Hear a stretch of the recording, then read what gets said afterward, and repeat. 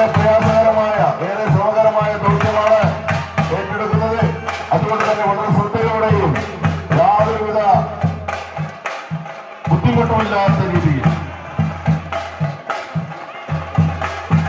ഈ തിരുമുടി ഉയർത്തൽ ചടങ്ങ് നമുക്ക് നടത്തേണ്ടതായിട്ടുണ്ട്.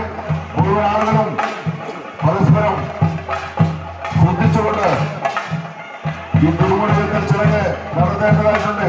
യാതൊരുവിധ ബുദ്ധിമുട്ടുകളുമില്ലാതെ നമുക്ക് കാലാവസ്ഥ നമുക്ക് അനുകൂലമായി നിൽക്കുകയാണ്.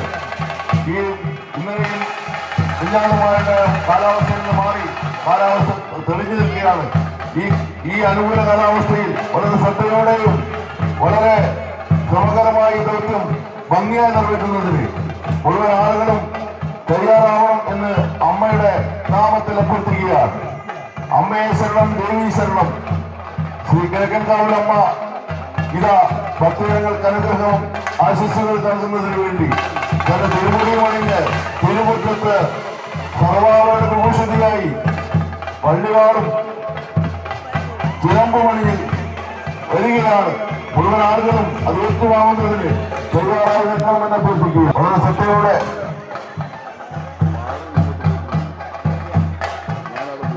സാധാരണയിൽ കൂടുതൽ സമയം കഴിഞ്ഞിരിക്കുകയാണ്. എത്രയും പെട്ടെന്ന് തന്നെ തിരുമുടി ഉയർത്തേണ്ടതായിട്ടുണ്ട്.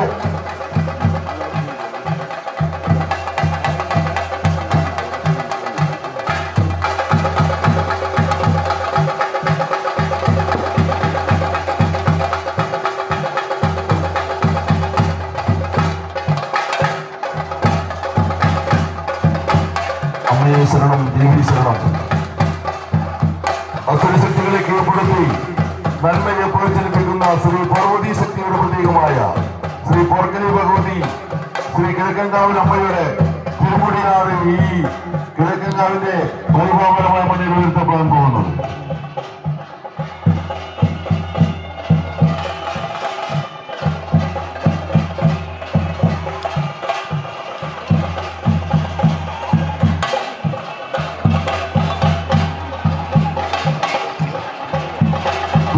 അമ്മയുടെ തിരുമുടി ഉയർത്തുകയാണ്.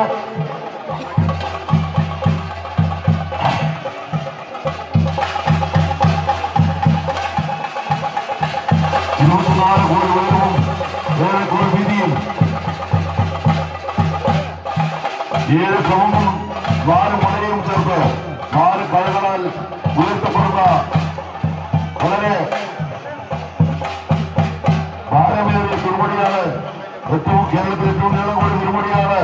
ഈ തിരുമുറ്റത്ത് എത്തപ്പെടുന്നത് വളരെ ശ്രദ്ധയോടെ, യാതൊരുവിധ അപകടങ്ങളുമില്ലാതെ, യാതൊരു ബുദ്ധിമുട്ടുമില്ലാതെ തിരുമുടി എത്തുന്നതിന് മുഴുവൻ ആളുകളെയും ശ്രമം ഉണ്ടാവാം എന്ന് അഭ്യർത്ഥിക്കുക.